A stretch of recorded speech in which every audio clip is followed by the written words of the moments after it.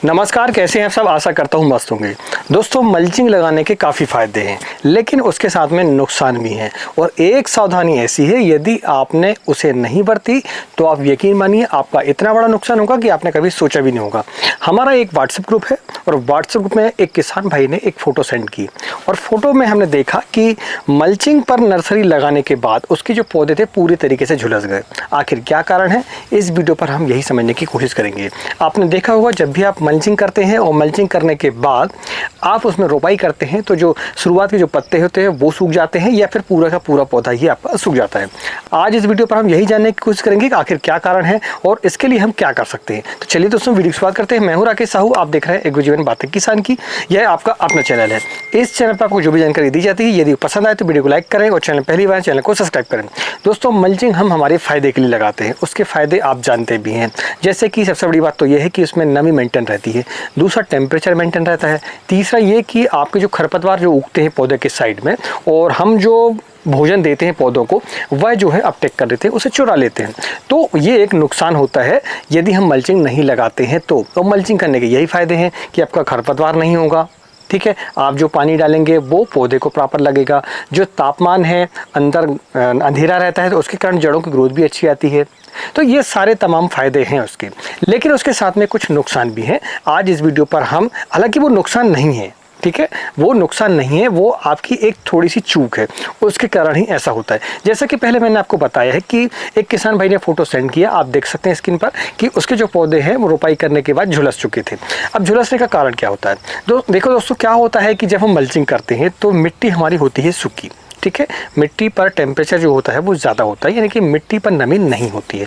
आपने बेड बनाई, बेड बनाने के बाद ड्रिप लाइन लिया और ड्रिप लाइन लेने के बाद आपने फिर मल्चिंग कर दी और फिर इसके बाद हमें होल निकालना होता है। लेकिन होल आप तब निकालते हैं जब आपको पौधा लगाना होता है। हालांकि ये ठीक भी है, क्योंकि उस समय पर खरपतवार नहीं उग पाते हैं। यदि हम पहले से होल निकाल के रखते हैं तो कभी कभी नमी पड़ने पर वो खरपतवार वहाँ पहले निकालते हैं, तो फिर उसे हमें निकालना पड़ता है। तो ये एक थोड़ी सी बचत हो जाती है, लेकिन उसके एक दुष्परिणाम भी हैं। वो क्या है, देखो दोस्तों, क्या होता है कि हमने मल्चिंग ली और मल्चिंग लेने के बाद हमने क्या किया कि वहाँ पर डायरेक्ट थोड़ा बहुत पानी चलाया और फिर नमी उसमें नहीं हो पाई प्रॉपर और हमने पौधों को लगा दिया, रोपाई उसमें कर दी।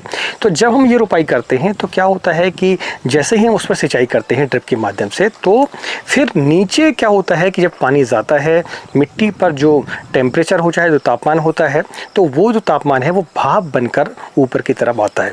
आपने देखा होगा कि जब भी आप अगर वैसे ही चाहे तो आप गर्मियों के समय पर मिट्टी पर पानी डाल के देखें तो आप देखेंगे ऊपर जो है भाप आपको दिखाई देगा। तो वो जो भाप है आपकी पत्तियों को जलाता है, आपके पौधों को जलाता है। तो उसके लिए हम क्या कर सकते हैं? उसके लिए दोस्तों आपको कुछ नहीं करना है। आपको सिंपल है कि आप जब भी मल्चिंग कर रहे हो तो मल्चिंग करने के बाद, मान लीजिए आपको 10 तारीख को रोपाई करनी है उसकी, तो आप क्या करें कि 5 तारीख से कम 5 तारीख से उसमें पानी चलाएं और पानी इतना चलाएं कि बेड पूरी गीली हो जाए। और दूसरा ये कि उसमें होल निकाल दें। और होल जब आप निकालेंगे तो जब भी आप होल निकाल रहे हो तो कम से कम 2 दिनों के बाद उसमें आप रोपाई करेंगे, ठीक है। और ये विपरीत तब हो जाता है जब हम डायरेक्ट सीड लगाते हैं, हम आगे उस पर भी चर्चा करेंगे। तो आपने यदि 2 दिन पहले से उसमें होल बनाया है तो क्या होता है कि जो भी नमी है, ठीक है, नमी प्रॉपर हो जाती है और जो भाप बनना जो होता है हमारा, ठीक है, मिट्टी में जो गर्माहट के कारण जब हम पानी देते हैं उसमें तो भाप बनती है, तो वो भाप निकलने की जो प्रक्रिया होती है वो आपकी निकल जाती है। एक आप ये कर सकते हैं।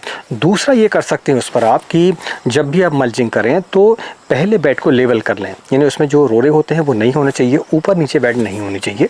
आप लेवलर की सहायता से बेड को पहले रोल कर सकते हैं, उसे लेवल कर सकते हैं। आप वीडियो पर देख सकते हैं कैसे उसे रोल किया जाता है। एक जुगाड़ होता है, सिंपल जुगाड़ है, तो उसको अपना कर आप जो है बेड को लेवल करते हैं। तो जब आप बेड को लेवल करते हैं तो प्लास्टिक जो है आपकी वो सपाट बेड के ऊपर बैठ जाती है, तो उसमें एयरेशन के जो चांस है वो काफ़ी कम हो जाते हैं।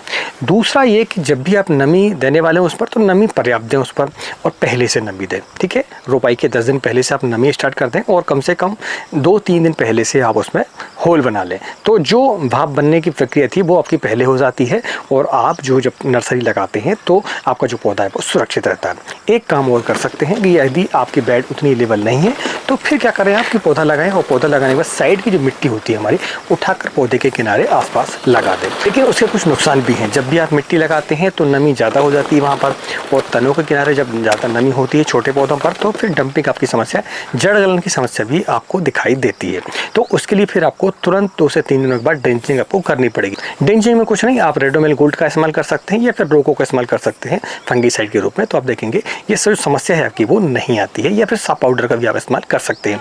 तो ये रहा दोस्तों आपको कुछ सावधानियां हैं कि जब भी आप नर्सरी लगाते हो, जब भी आप रोपाई करते हो तो आपको क्या करना चाहिए। अच्छा, इसके विपरीत होता है जब हम डायरेक्ट सीड लगाते हैं। तो डायरेक्ट सीड लगाते हैं तो हमने देखा है हमारे अनुभव से कि यदि हम पहले से नमी बनाकर रखते हैं उसमें ज़्यादा, तो क्या होता है कि टेम्परेचर जो है लो हो जाता है, मिट्टी का टेम्परेचर लो हो जाता है। तो जब टेम्परेचर लो होता है तो उसमें जर्मिनेशन की समस्या थोड़ी आती है, पौधा उतनी स्पीड से नहीं निकल पाता, अंकुरण उतनी स्पीड से नहीं निकल पाता जितना कि निकलना चाहिए। इसलिए जब आप डायरेक्ट स्विंग कर रहे हो तो फिर आप उसमें नमी ज़्यादा ना बनाएं, सिर्फ एक दिन पहले नमी बनाएं और डायरेक्ट स्विंग उसमें कर दें, और स्विंग करने के बाद फिर लगे तो थोड़ा बहुत पानी उसमें फिर चला दें। पूरी मिट्टी को आपको गीला नहीं करना है, क्योंकि इसमें टेम्परेचर जब ज़्यादा रहेगा तो आपका जो जर्मिनेशन है वो अच्छा रहता है। तो ये 2 स्थितियाँ हैं, आपको समय के हिसाब से, परिस्थितियों के हिसाब से आपको काम करना पड़ेगा। दोस्तों ये जानकारी को कैसी लगी प्लीज़ हमें कमेंट करके ज़रूर बताएं। थोड़ी सी चेतावनी थी आपके लिए, थोड़ी सी आपके लिए सावधानी थी, आप अगर उसके बरतेंगे तो फिर आप देखेंगे आपको नुकसान नहीं होगा। आज की वीडियो में इतना ही, मिलते हैं एक नई वीडियो में एक नई जानकारी के साथ। तब तक नमस्कार, जय हिंद, जय किसान, जय जवान।